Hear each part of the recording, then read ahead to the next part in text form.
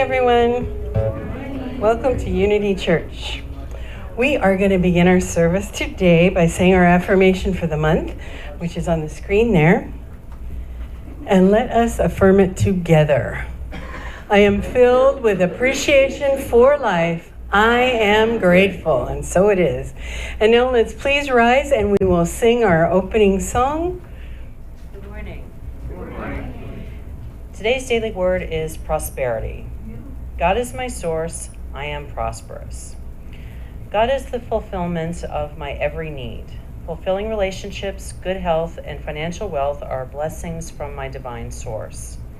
Wherever there is a need in my life, I turn to God in prayer.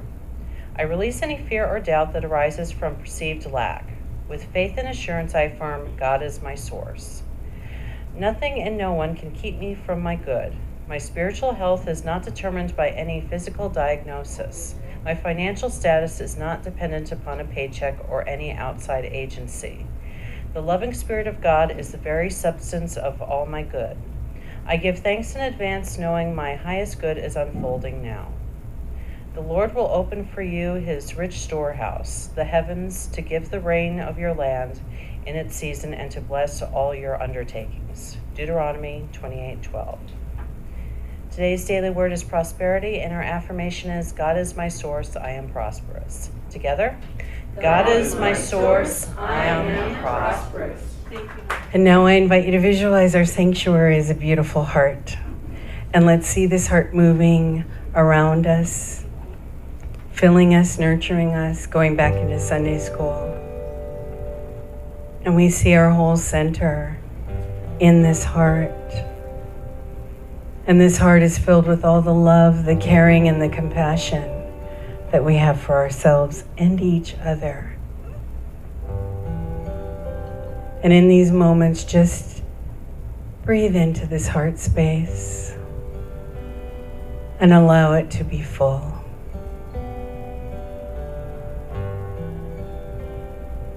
And if you know of anyone in need of prayer, let them be with us in our heart.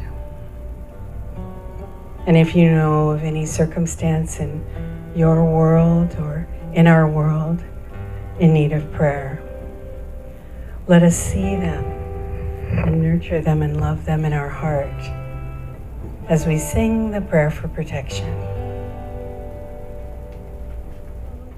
And now I invite you to get comfortable where you are.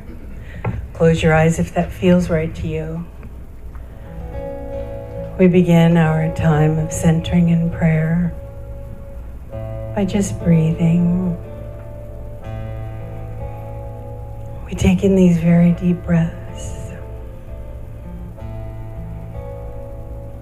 And we exhale deeply. Each breath that we take relaxes us. Each breath renews us.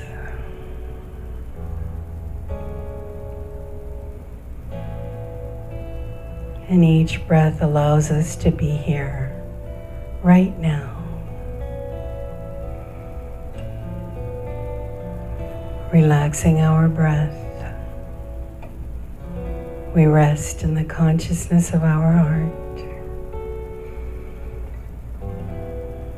We truly know that this is our time of consciously reconnecting with the God of our being. We know in these moments, God is. We know that there is only one presence and one power active in our lives and in the universe, God the Good. Know this to be true. And right here and right now, we affirm truth. We affirm this truth by saying that I am open and receptive to God's loving presence in me. I I am now open and receptive to God's loving presence in me.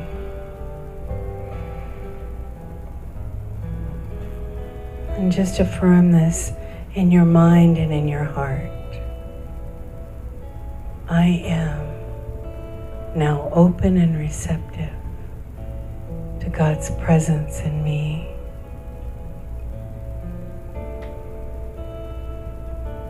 And as you visualize in your mind this beautiful Hawaiian morning, feeling the warmth of the sun on your skin, the ocean's beautiful, the sky so blue. We're grateful for the rains that washed away whatever it was that was in the way. And we can do that as well. Whenever there's a challenge in our life, we need guidance and direction, we step out into the sunlight and we allow Spirit to wash away the doubt, the fear, the challenge, leaving only that divine guidance, knowing what is ours to do.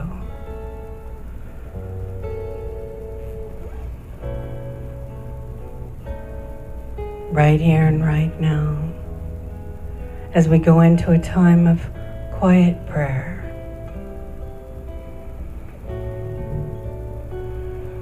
allow that guidance and direction to manifest in you,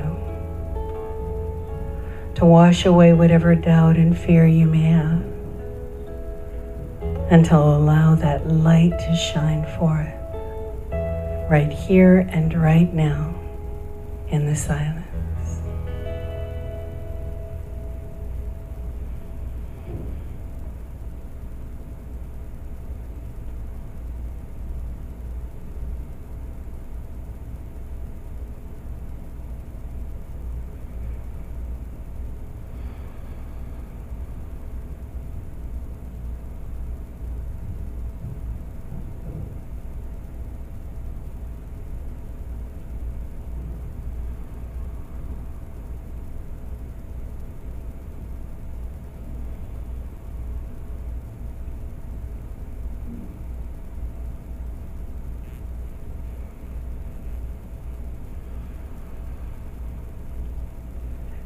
And now taking another deep breath and exhaling deeply. We feel rested, we feel blessed. We feel that loving presence within. That light, that love that knows no boundaries for all prosperity and all good in our lives. And in these moments, we just truly say, thank you, God. Thank you, Spirit, for blessing us, for reminding us in this moment that all things work together for good. And so it is. Amen.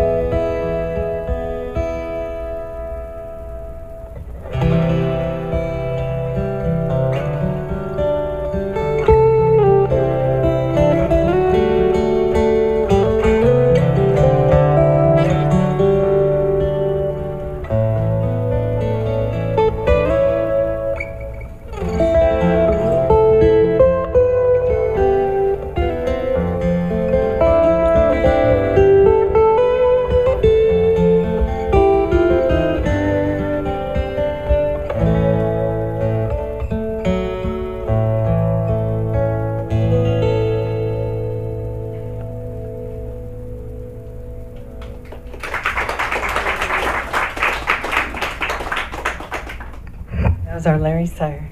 Thank you, thank you. So blessed to have him here today. And every Sunday that he's here. Yeah, fabulous.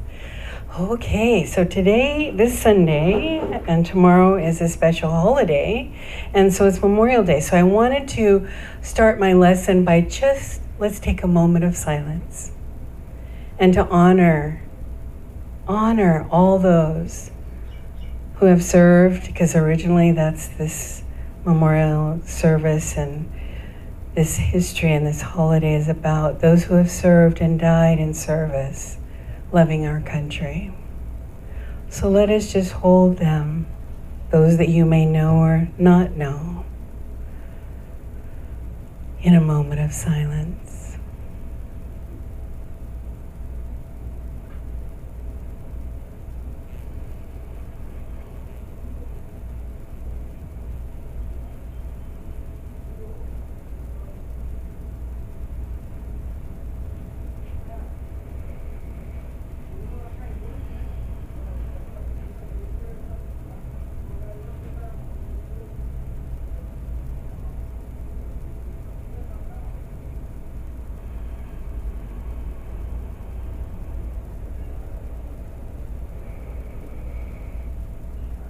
And now let's just breathe and relax, honoring everyone, everywhere. And even though this is a weekend of, a lot of people celebrate it in various ways. Because if you look up Memorial Day on, Google it, Costco will tell you the most important things to have for the weekend. So every marketing person has a way for you to fulfill yourself on this weekend. Isn't that interesting? So I went in another direction because my dad and my mom are both buried at the Presidio in San Francisco. And so it's one of the most beautiful places I've ever been. And so I was looking at some videos of that this morning and just feeling so moved by all the people. Because if you ever go to any cemetery like that, the huge monuments that are there, and there's just rows and rows of people who have served and loved our country. And that's quite amazing. And for me, and my own personal experience with my father was short-lived because he died at a very young age. He was 36. And he had served in the Chemical Warfare Division in the Korean War and World War II in France. And he only had one lung because he'd had tuberculosis. And he also was an insulin diabetic. So he had lots of strikes against him as a young man, and yet he still wanted to serve. And he loved our country. And I only knew him in illness at the Veterans Hospital in Oakland, and we'd get to wave to him from the window. Because back in those days, children weren't allowed to go in a hospital. Any of you old enough to remember that? Yes. So, and when he was home. So that would be the only times, and when he was home, he was in bed. So I didn't know what it was like to really have a father. Didn't know those moments. But as I grew up, and then the wonderful things that happened and the not so wonderful things that happened, just knowing when we laid my mom to rest next to my dad, it was complete.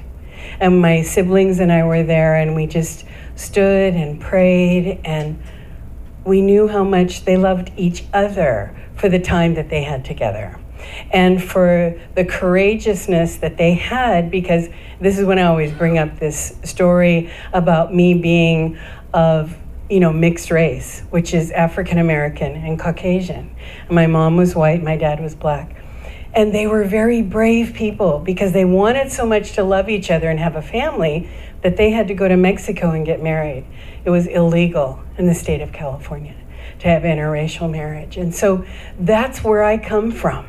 That gene pool that is courageous and forthcoming and moving through and moving mountains. And it's a wonderful thing to know that that's my heritage. So I invite you right now to think of your history, those who have gone before you and have given you those qualities that you admire about yourself. So just as I'm talking, I want you to think about it. What wonderful things are in you that you know are gifts from those people who loved you in your life? Does anything come to mind?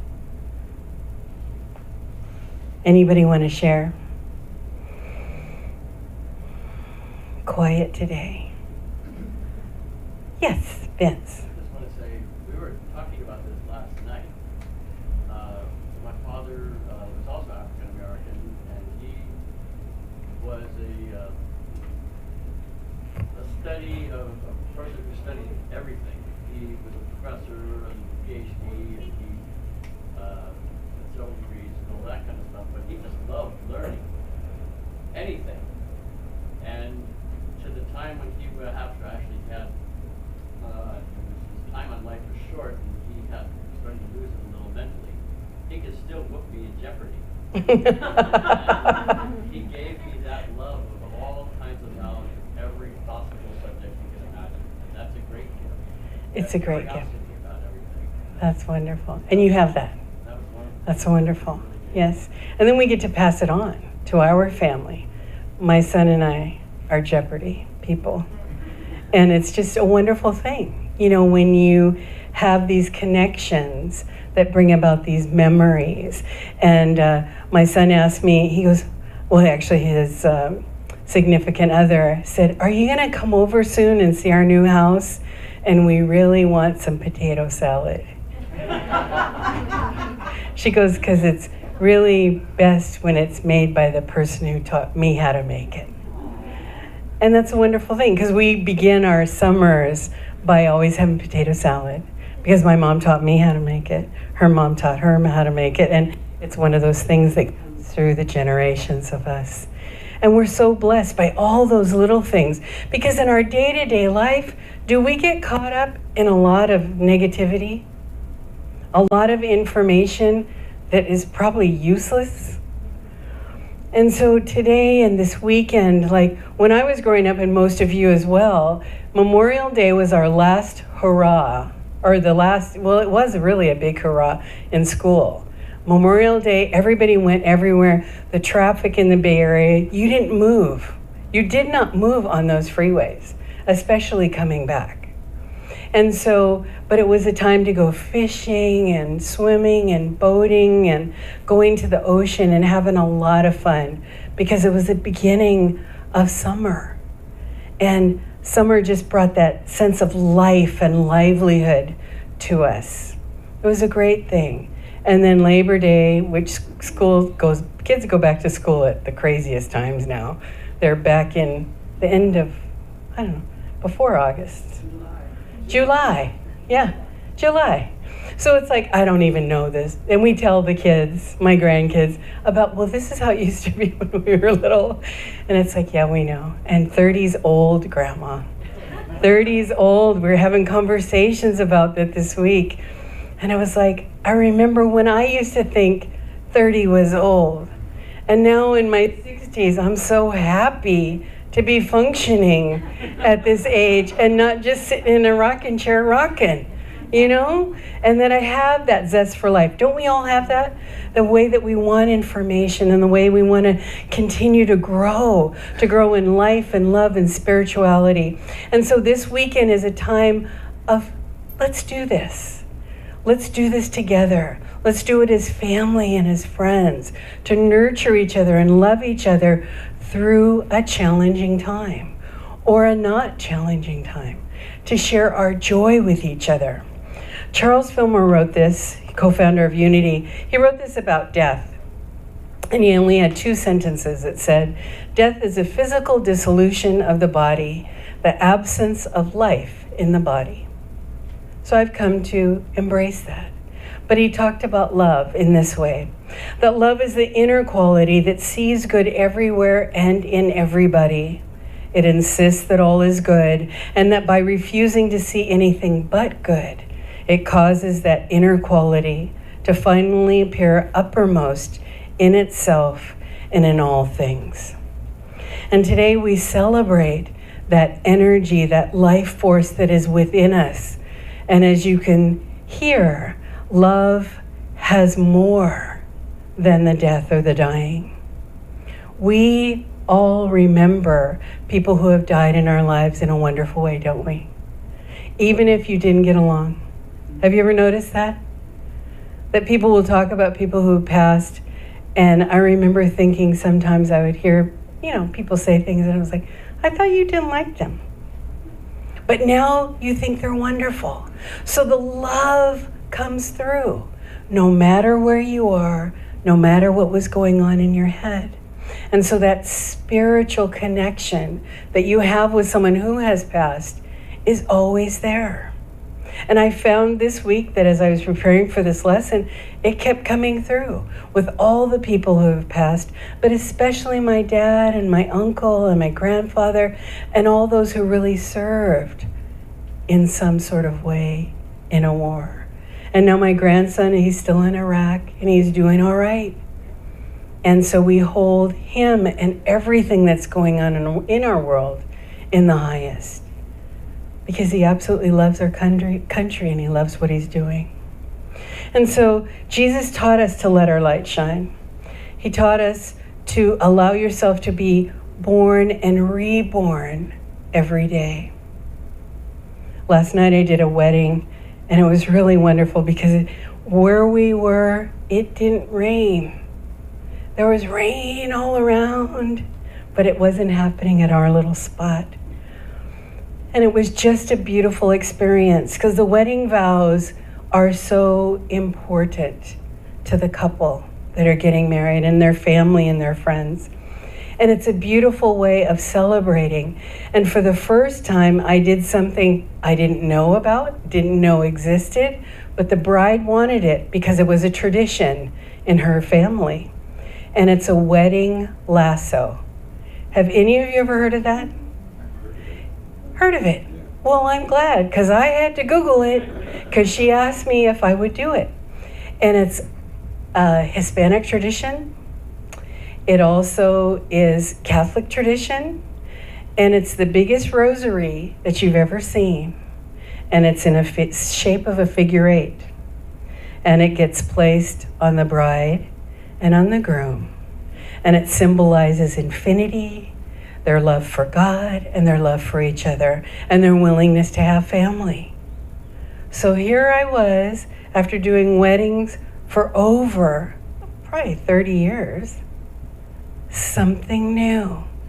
And I remember when I talked to the bride last week and she said, yeah, we're gonna have a lasso. And I was like, okay, I pictured rodeos and cowboys and all these things. And all these people are coming from the mainland. And I said, she goes, do you know that?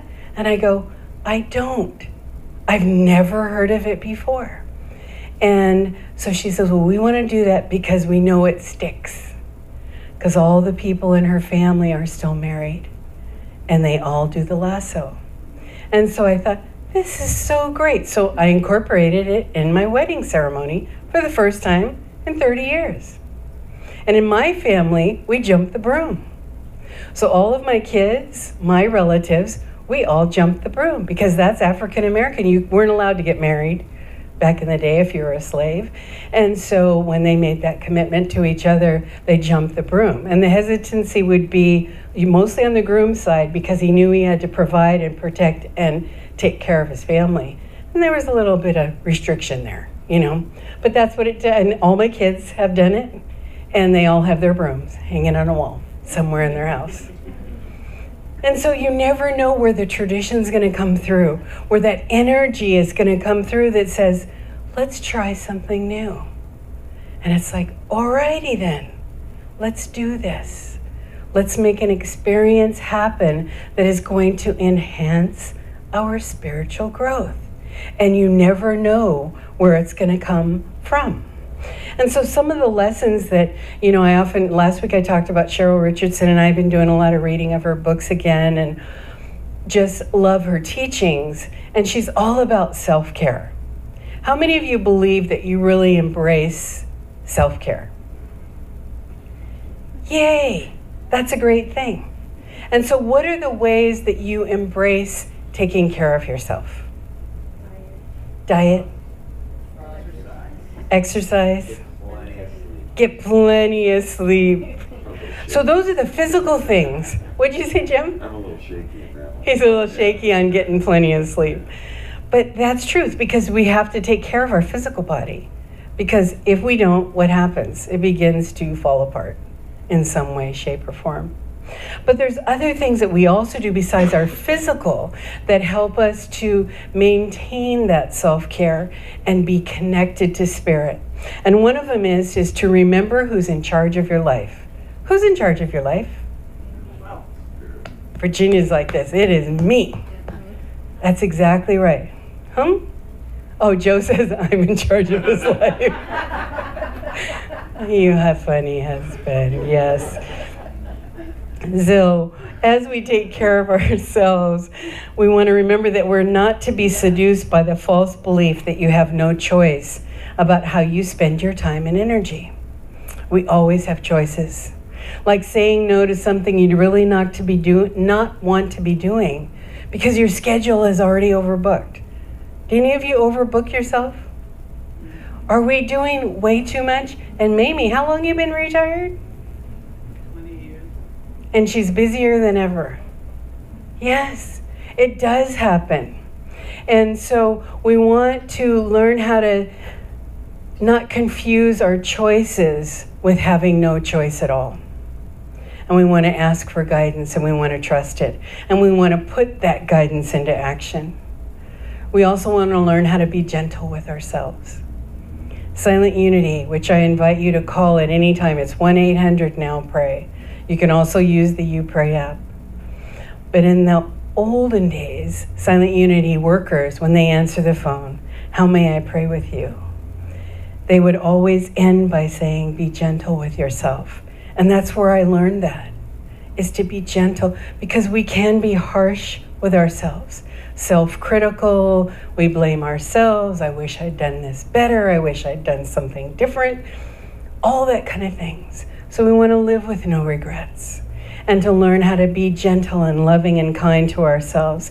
And Cheryl Richardson writes this, that don't be seduced into the outdated belief that a good kick in the butt will get you moving in the right direction. And she says, believe me, if butt kicking worked, we'd all be thin, healthy, and rich. I love that. Because it's true. If we shake ourselves or hurt ourselves in some way because we think we're not doing it right enough, we have to let it go, and we've got to love ourselves. And so we honor ourselves by being gentle. We also want to give to ourselves. How many of you give to everyone else first, and then you might have some leftovers for yourself? We're raised to be that way. Raised to be of loving service to other people. But we are part of that group and that crowd that needs loving service. And so I invite you to put yourself, my life philosophy has always been God first, myself, family, then others. And do I achieve that all the time? No. Because when someone calls me and they need me to go somewhere, I'm going. Because that's what I do. The nature of this person is to be of loving service. And I know that all of you do the same thing. If I asked any one of you to help me do something, you were there. Whether you were busy or not, or if it was too much. So we want to learn to make the choices that honor ourselves and our spirit. We also want to learn how to be a good steward of God's money.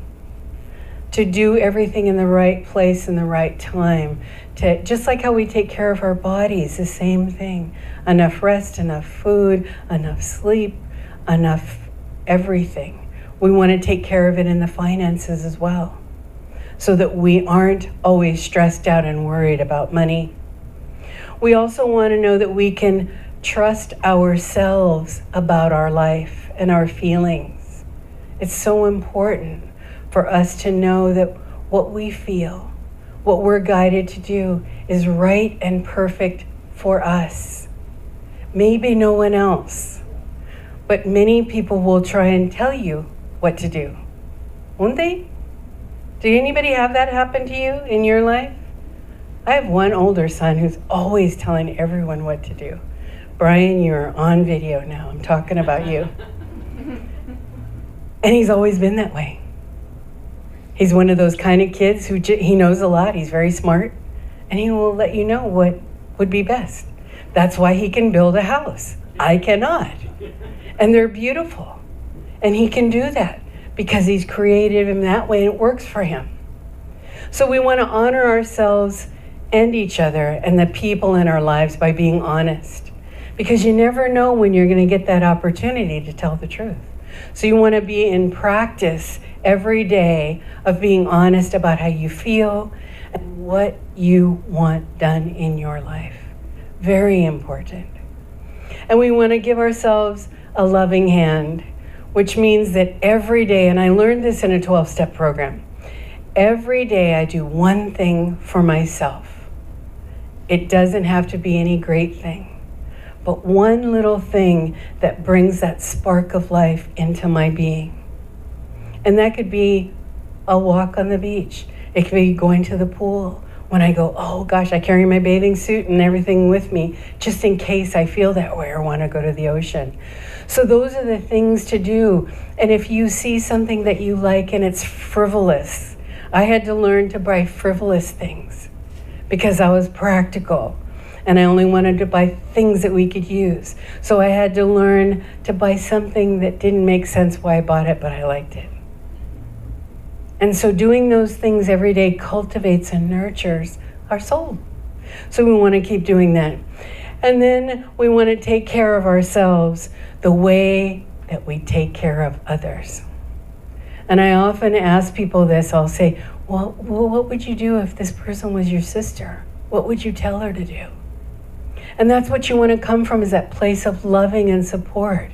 So when someone is going through a very challenging time in their life, ask them what they might need.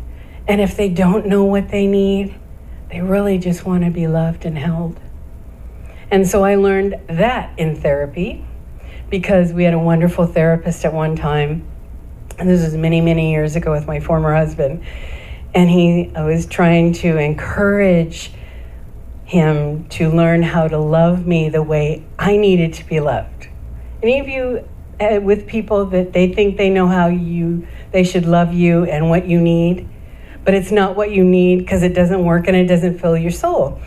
And so if I would be quiet, which isn't too often when I'm with people, but when I was quiet or if I felt a little bit sad, he taught him how to scooch over by me and put his arm around me in that moment of need.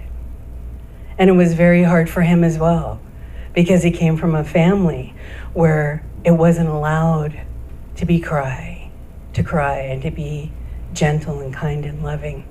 And so did it help? It absolutely did, because I got to know more about what my needs were and I could learn to express. And the other thing that we learned to do from this wonderful therapist was to put a list. We each had to make a list of 10 things that we loved about that person, especially when you first met them, because it's easy to not like them after 15 or 20 years, right? They do this, they do that. You know, we think of all the things that we don't like about them. So you put that list right by wherever you see that person when they come home.